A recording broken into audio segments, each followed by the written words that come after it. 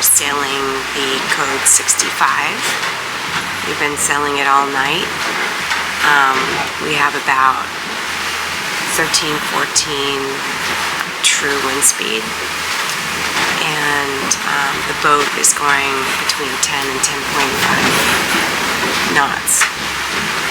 And what we've learned is between 10 and 15 knots, the sail and the boat like to steer to 65 to 75 apparent wind angle.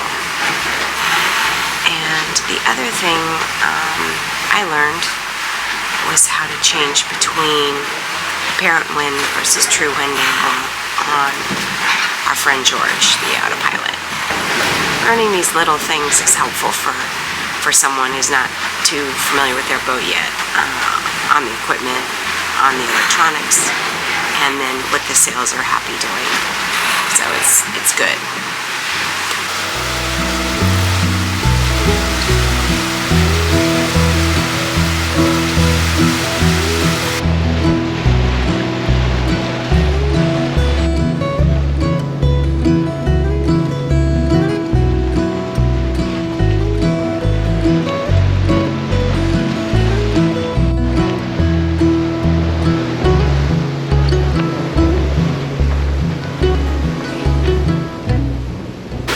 Sort of describe what it feels like, and hope you can hear me.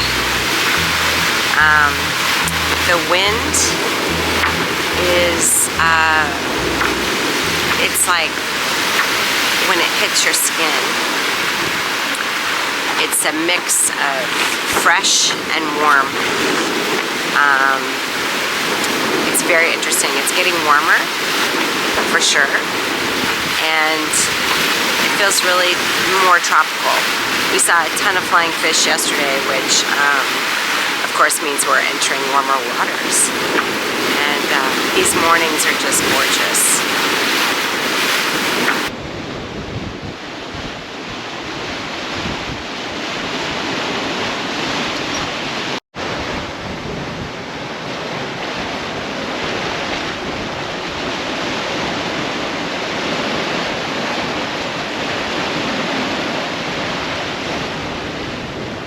What are you doing, Holly?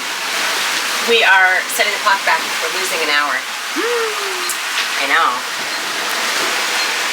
That means we're at... made another 15 degrees west. Now at 32. Didn't get light this morning until about, what, 7 or 8 in the morning? Yeah, so 13:30? Yeah.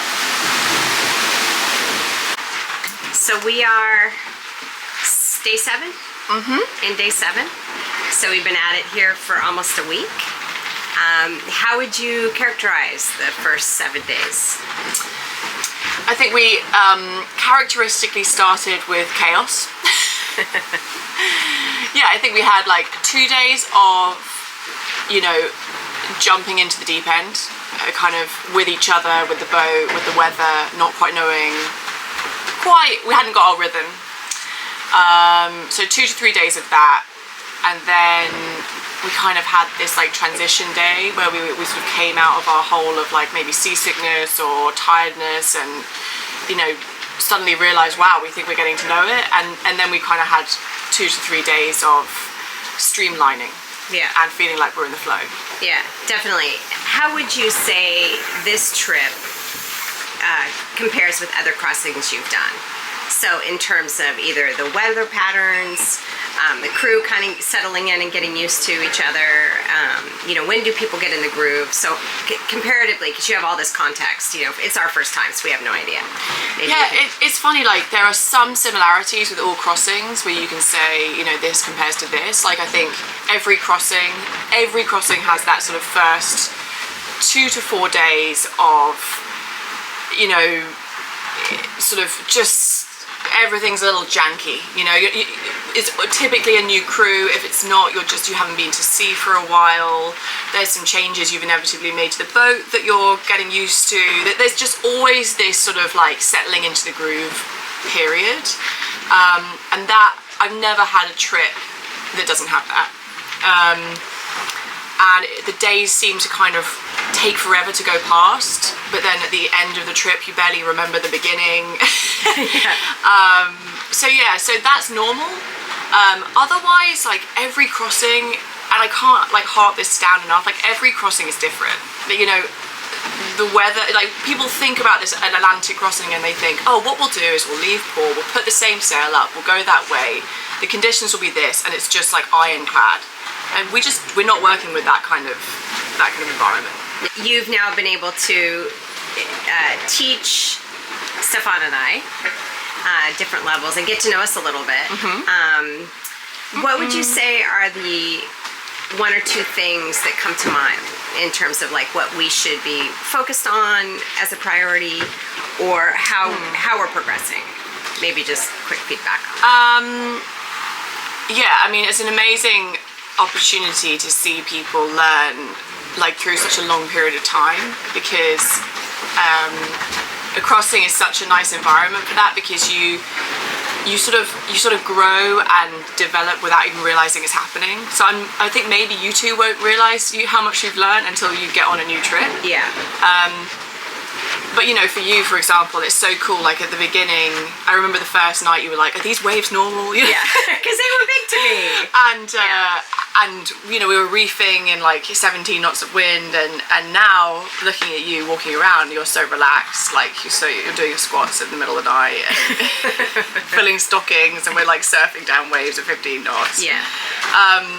So you are learning. I think that the thing we're realizing is that for the second half of the trip, it's like, okay, well, how do we now implement some things for you both that you can take away as like a team? Yeah. Because we are now operating as a 3 or a 4 person team, but the whole point of this is that you guys can walk away, just you two. So I think now it's about distilling and analyzing, okay, what have we learned, and how can we change that slightly for a 2 person crew?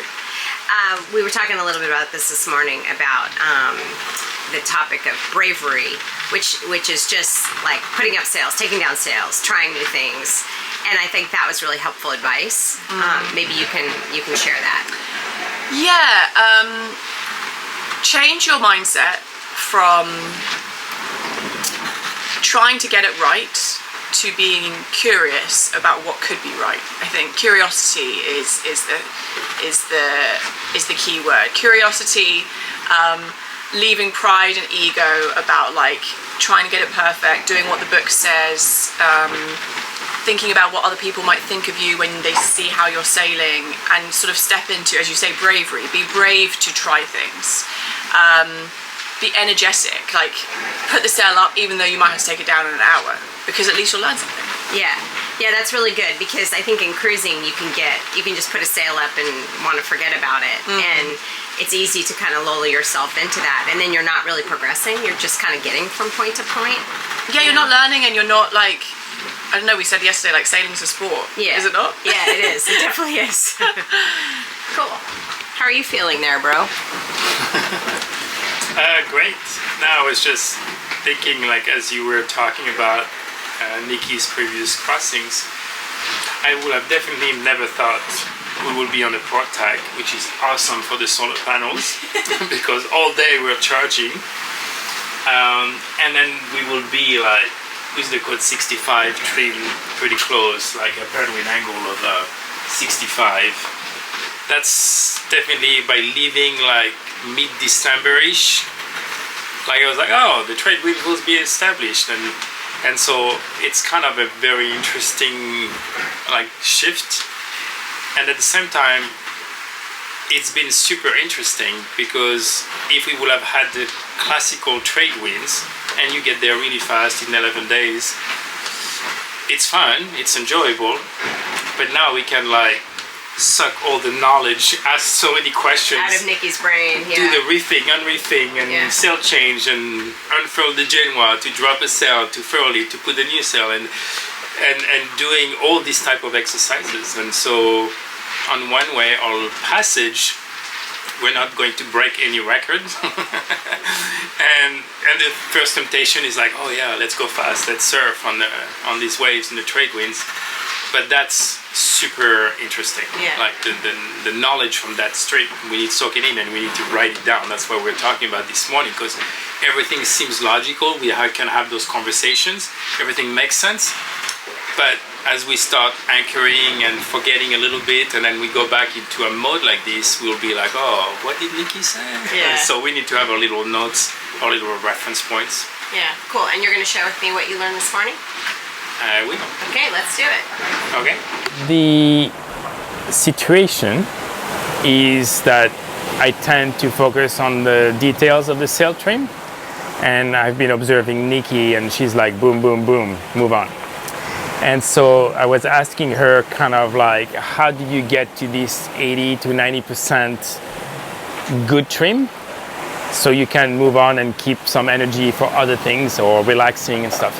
So we talked about, I heard her saying a lot, making sure to open the slot. And I was like, well, what does it mean? So we went forward and we worked through a little process. And so I can explain that as we go on the back.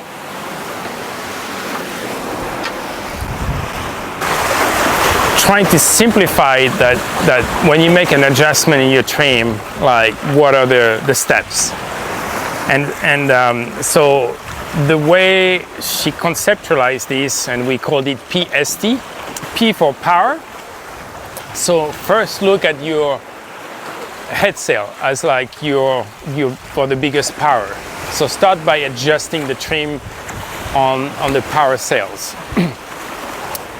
S as a slot, you want to make sure your main is working with your power sail and not against it. So making sure you're looking at the slot here and that they're matching each other. And then T will then be like fine trimming of your main. So now you're adjusting the main sheet, and you're kind of looking more at the back of your tailtails and more the half and the top of the tailtails of your main. So that's kind of the go-to things to try to get something done quickly and move on, or then look at your instruments and see over an hour how is it working and stuff like this. So we start, and of course there is many more details. We looked also at the tack of the sail and adjusting the tension based on how the luff looks and where the tack of the sail goes. And of course, if you adjust the tack, then you need, if you trim it in, you're tensioning the sail, so you need to ease the sheet. So it's all a fine balance, but the idea is like power sail first, make those adjustments, slot second, make sure those two sails work together, and T trim, fine tune the trimming on your main. Right now we're flying the code 65. We're sailing about apparent wind angle 65, and now we're experimenting to even go higher to 60 apparent wind angle. It's kind of a sail for us between our genois, our head sail, and our asymmetrical spinnaker. So there are tailtails. You only see the tailtails inside unless the sun is behind it. But what I'm looking at, based on our conversation, is like any sail, when you learn to sail, it's like when in doubt, ease it out. Don't over trim it, don't chase the tailtails. And so the general idea is, and again, I'm simplifying, but easing that's the main sheet, so to get just the beginning of a curl, but watch how, not focus too much on the first couple tailtails in the front, but see how the back tailtails are working. And of course, you want ideally all the tailtails up and down on the sail to be working in symbiosis together. I'm going to keep observing Nikki. I'm going to ask her to observe me and have these exchanges, so we keep learning on how to optimize. We're not trying to race, but we're trying to get our boat moving and using the sails the way they've been designed to, so we can keep those high averages when we cruise. When you're on your own, try to experiment. It's fun. But if you go out day sailing and you can play with this, but now you're in passage and I'm picturing it's just the two of us, there's only so much time in the day, and you have to manage your physical energy, your mental energy, your sleep. And so it's fun for a while to focus on something, but that's not, you have many other things you have to focus on. So we're taking advantage of having a crew of 4 people. Nikki has been training Segolent, who's participating in the maneuvers, but eventually we're thinking it's just going to be the 2 of us. So how can we simplify this game to really give us time to rest and to make good decisions, to be relaxed, both of us. And so that's, it will say, instead of trying to get that 0.1, 0.5 knots, it's more important to look at this bigger picture, because ultimately you'll make better decisions, you'll enjoy yourself better, and this is more of the recipe for making sure a project of cruising is fun and successful. And I think for me today, what was a useful conversation is we talked about, and I know I bring this up a lot, just the experience gap between Stephane and I, the risk tolerance gap, which I think is, at least I talk to a lot of couples, which is very similar with a lot of couples, and also trusting the person basically with your life. And when you're in a long ocean passage, and we have Nikki on board, but we're not always going to have her on board. You know, how can I also manage, you know, closing that gap on my end, and being relaxed, because I need to also trust the decision making and participate in the decision making. And there are things that are important for me to worry about and completely unimportant for me to worry about. So we had a good conversation about that.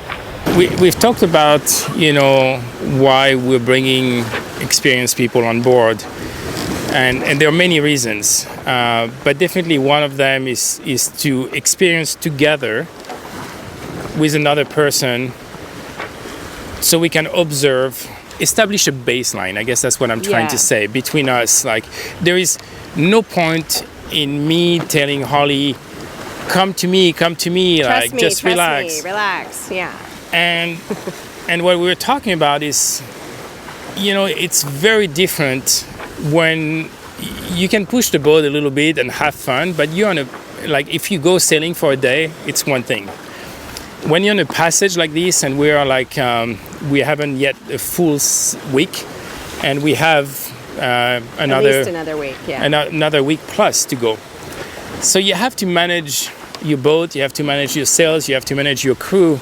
It's really like more than, you know, sure, making the boat go fast is fun, but it's not sustainable if we are not finding that baseline. Yeah. And eventually over the years, as we get more and more in tune with each other and how we cruise, in tune with our boat, then naturally that will grow. This is where the value is like having Nikki on board, because she's setting that baseline where it's now comfortable for the both of us.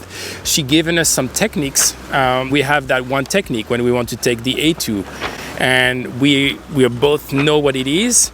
We have that one technique when we want to reef downwind. Yeah. But it's much more comfortable that now either one can do the role, and we both know what the other is doing and struggling with maybe at the moment, and we can now perfect each of those processes. And also she's giving context, like, you know, we were talking about, you know, why is it so stressful to have the A2 up at night?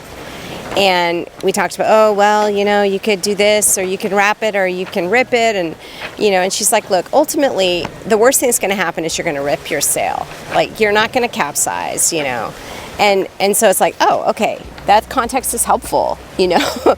It's going to be, you know, not good, but, you know, if you just kind of put in context the problem a little bit, it takes a lot of the worry out of it too. Yeah. When you feel comfortable to push the A2 in a day sail, now we know, well, we have some light air right now, while we're using the code 65 because we're trying to go southwest. But we know towards the end of the trip that A2 is going to be useful. So you also want to make decisions where you're managing, there is no reason to kind of taking bigger risks in the beginning of a trip to potentially tear your sail and missing it Right. for the next, whatever number of days.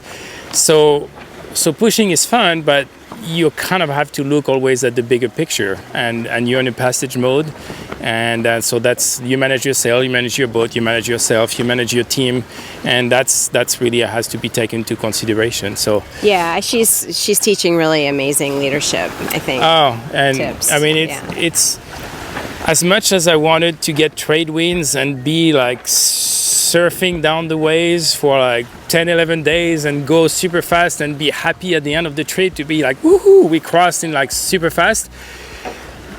It's just invaluable, the weather we're facing, the sea state we're facing, and her being gung-ho always to be like, okay, Take a let's sail up, put it down, switch change it sail. around. And yeah, it's been great. And so it's the learning a amount lot. of learning Yeah. that given these conditions are very unusual Yeah. is just priceless. Yeah. And so that's awesome. 100%.